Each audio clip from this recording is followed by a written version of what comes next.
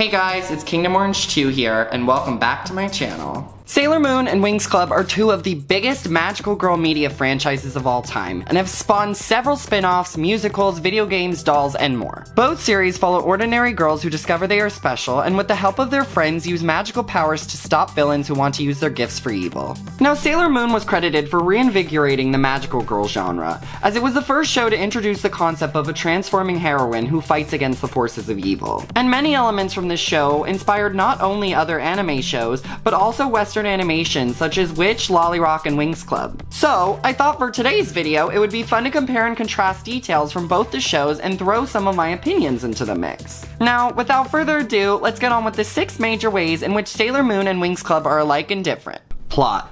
Sailor Moon is a Japanese manga and later anime written by Nako Takeuchi in 1991. It follows the story of Usagi, who discovers after meeting a cat named Luna that she is a Sailor Guardian and must use her powers to protect the legendary Silver Crystal, the most powerful artifact in the universe, from falling into the hands of evil. Over the 5 seasons of the show, Sailor Moon and her fellow Sailor Senshi guarded Earth from attacks by enemies from inside and outside the solar system. Winx Club is an Italian cartoon created by Eugenio Straffi in 2004. It centers around a girl named Bloom who discovers that she is a fairy. She follows her new friend Stella to Magics and begins attending a school named Althea that specializes in training fairies. Along the way, Bloom finds out that she possesses the Dragon Flame, the strongest power in the entire magical universe. The show initially followed Bloom and her fellow Winx fighting evil and trying to find out answers about her past. It was supposed to end after the movie Secret of the Lost Kingdom, but due to its popularity continued on with more seasons. Now, while I only have some idea what age range Sailor Moon is supposed to be targeted to, it's definitely more of a mature audience. Sailor Moon features things like blood, nudity, and language that Winx would never dare to include, at least in their main cartoon. In fact, episodes of Sailor Moon Crystal are rated TV-14, and the last few episodes of Sailor Moon were rated TV-MA. Characters. Both shows feature ordinary girls from Earth who discover they have special gifts. Sailor Moon stars Usagi Tsukino, a 14-year-old who attends middle school in Tokyo. She's a bit of a crybaby, lazy, and quite clumsy, but throughout the series, she does mature despite maintaining a few of her childlike qualities. Usagi fights along with her fellow Sailor Senshi, who each represent a planet or celestial body and have powers that reflect an element or something associated with the planet. Like how Sailor Jupiter can control thunder because Jupiter was a Roman god of it. And while I'm not sure if this was ever explicitly stated in the anime, in the manga, most of the Guardians were actually princesses of their planet and were given castles by Queen Serenity. On the other hand, Winx Club has Bloom, who is 16. At the beginning of the show, she's a little insecure and unsure of herself, but she does eventually mature and become the natural leader of the Winx. And she is usually the one who calls the shots and comes up with the solutions. The other fairies she meets at Althea, who are also her roommates, join together to form the Winx. Each girl has a power that is related to their planet, like Aisha the Fairy of Waves, who is also from an ocean world. And the other girls may or may not be princesses, but their main goal is to protect the magic dimension. Winx Club does suffer from similar issues to Sailor Moon, as Bloom is typically the one who delivers the final blow to the villains, especially when at times it should have been the other girls who did it. For example, Bloom defeated Tritanus at the end of season 5 when everyone was hoping it would be Aisha.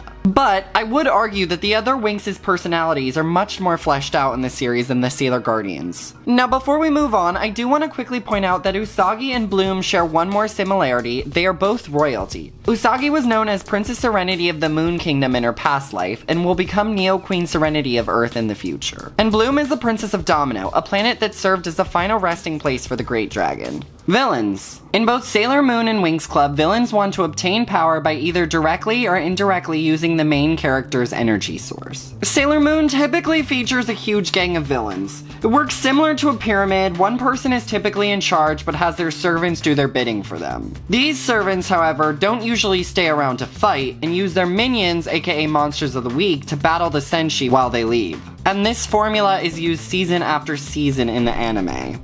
Typically though, if the servants do stick around to fight, one of 2 things will happen. The servants are either destroyed by the Sailor Senshi, or more often in the anime, are redeemed through the purification of the Silver Crystal. The Sailor Guardians also usually fight the main villain in a final battle towards the end of the season. On the other hand, Winx Club only has around one villain each season. The Winx will often fight the villain directly, but battles end when either the villain flees or the Winx do. And like Sailor Moon, the villains are typically destroyed at the end of the season, but some have been redeemed like Selena and Obscurum. Now, the one anomaly of the show were the Tricks. While they were the main villains of the show in the first season, since the Winx never eliminate the Tricks in battle, the writers bring them back time after time to serve as minions to the main villain of the season. Also, I will quickly note that the Winx do fight monsters from time to time, but it's not as formulaic as it is in Sailor Moon. Transformations.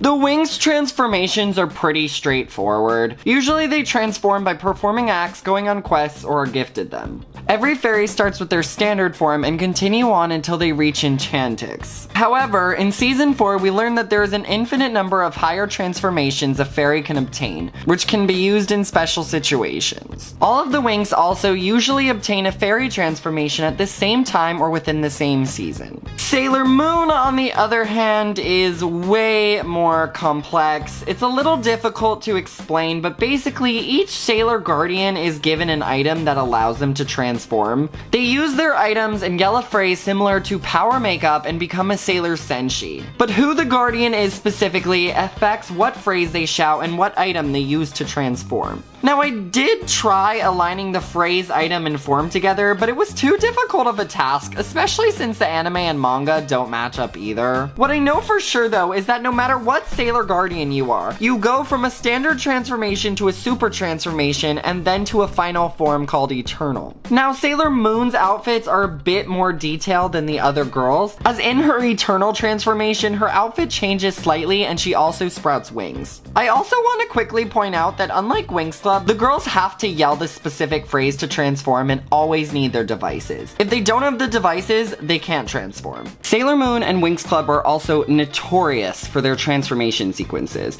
They usually involve the girls spinning around as their outfits materialize on their bodies and end with a final pose. For Winx Club, each fairy transformation has its own sequence as well as its own song. Now, there are exceptions to this rule, especially if the transformation is both in 2D and 3D, but typically the song will stay the same. An instrumental version of the song may be used from time to time, but the music is a very beloved and important part for the fans. Sailor Moon, on the other hand, has different transformation sequences based on their transformation devices and makeups, and not depending on which form they are in. So, for example, Sailor Moon has 3 different brooches and sayings before she becomes Super Sailor Moon, and each brooch and saying has its own transformation sequence. Music also isn't as important in the Sailor Moon transformation sequences, as most background vocals feature the singers repeating each character's name. Attacks. Sailor Moon and Winx Club both have attacks they use when confronting their enemy. Every girl has their own individual attacks which change depending on the form she is in, and every spell has a unique look to it. In the Sailor Moon anime, the attacks tend to be animated similar to the transformation sequences, and that footage is typically used over and over in battles. However, unlike the rest of the Sailor Senshi, Sailor Moon has her own special attacks which are performed through using different wands. Each wand has typically 1 or 2 attacks associated with them, and both in Sailor Moon and Sailor Moon Crystal, the spells use the same animated sequence that also include their own music. Winx Club, however, has a lot more spells for transformation than Sailor Moon does. For each transformation, a Sailor Senshi might have 2 attacks, while a Winx Fairy might have like 8. This is partially due to the fact that unlike Sailor Moon, not all Winx Club spells are attacks. They also have defense spells which create shields. Finally, both Sailor Moon and Winx Club use convergence attacks. It's more of a common occurrence in Winx Club, but these attacks are sometimes used as a final resort to defeat an enemy.